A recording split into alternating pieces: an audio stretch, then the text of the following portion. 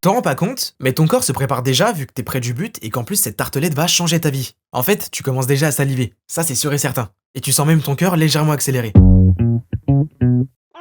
Le cœur, ça ressemble absolument pas au signe de l'amour que tu connais.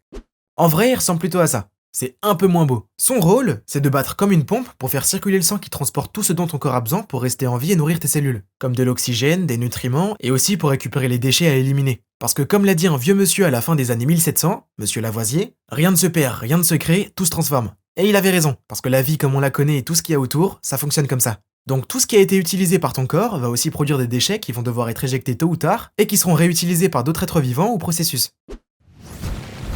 En résumé, sans ton cœur, il n'y a pas de sang qui bouge. Donc tes cellules meurent parce qu'elles peuvent pas être nourries. Comme le cerveau qui envoie des signaux électriques aux muscles via les nerfs pour qu'ils se contractent et créent du mouvement, le cœur a son propre mini-cerveau automatique et indépendant, le nœud sinusal. Le cœur, il est assez spécial parce que c'est le seul élément du corps qui est à la fois un organe autonome avec une fonction vitale, mais aussi considéré comme un muscle parce qu'il est composé quasiment que de ça. Donc il peut se contracter, d'où sa capacité à pomper le sang dans tout ton corps. C'est le seul qui peut cumuler ces deux statuts.